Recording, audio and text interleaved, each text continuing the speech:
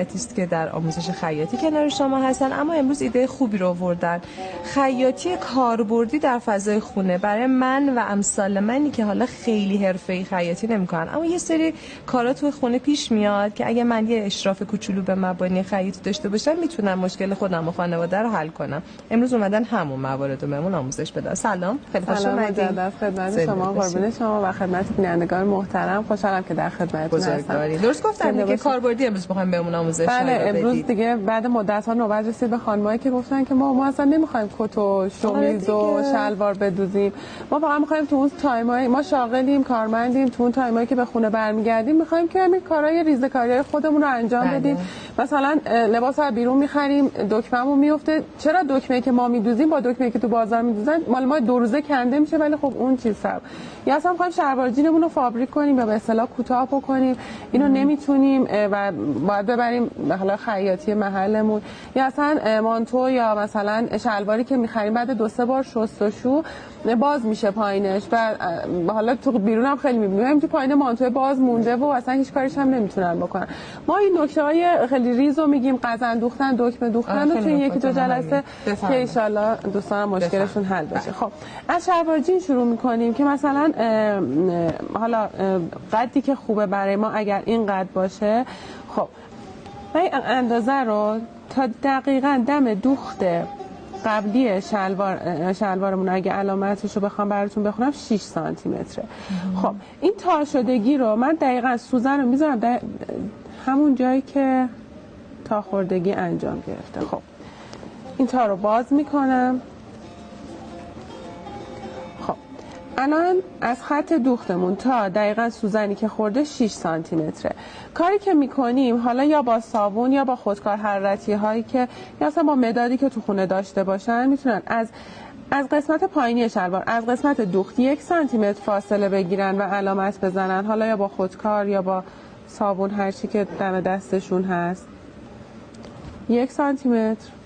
خب از اون علامتی هم که زدن که ما تا دوختمون اندازه گرفتیم 6 سانتی متر بود، حالا 5 سانتی متر یعنی 1 سانتی متر پایین ترش رو علامت میزنیم.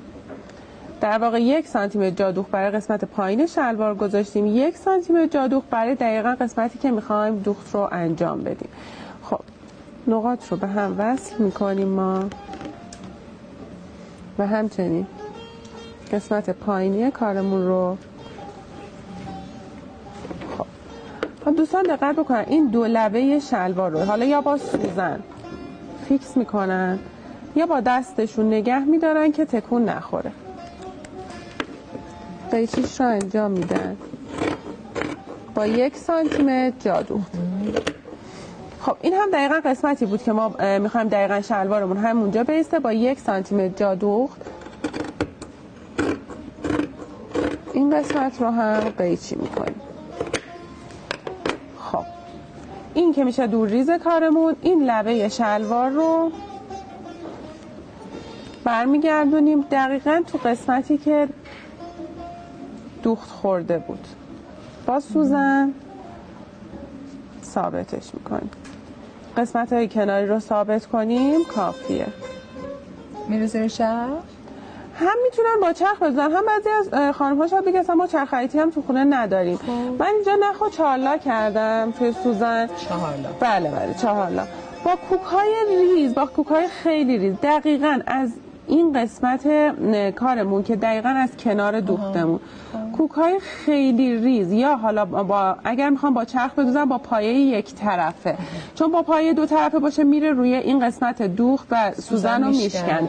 با پایه یک طرفه با چرخ، ولی با کوک ریز اگه میخوان با دست بدوزن. حالا من دیده نمیشه چیزی؟ نه هیچی. الان من خدمتشون خیلی کار راه اندازی ها خیلی اصلا چون چیزه هم خیلی زمان بره و خیلی پرکار. آره درگیرشن. بعد متاسفانه بعضی از همکاران شما وقتی ببینن مثلا من اینو مراجعه میکنم بلد نیستم، میگن حالا که بلد نیستی باید یه قیمت قابل توجهی هم دستمزد من بدی. دقیقاً چیزی که 5 دقیقه‌ای تو خونه میتونیم حلش بکنیم. خب ببینم اینو از سوزنش در بیارم. این همون دوختی بود که ما انجام دادیم. بفرمایید. هیچی معلومه.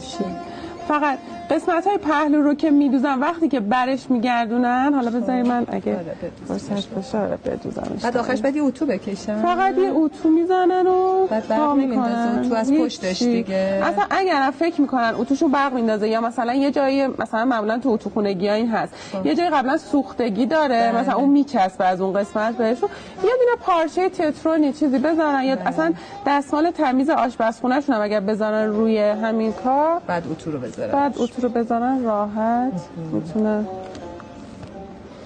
خب من میخوام تا پهلو بدوزم که به دوستان بگم پهلو رو چیکار بکنیم.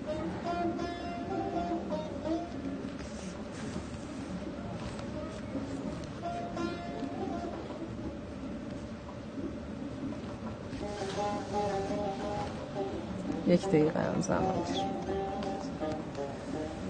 خب اینو وقتی برمیگردونیم این از این شد فابریک شلوارمون. حالا اگه میخواین که خیلی نزدیک‌تر باشه میتونن دوختشون رو نزدیک‌تر بزنن. فقط از وسط این قسمت درز شلوارم یه کوک رد بکنن دیگه این قسمت جادوخت بیرون نمیاد. این شد فابریک کردن شلوار جین که به راحتی انجام میشه. خب حالا تو قسمت دیگه خیلی پیش میاد که برامون که ما میگیم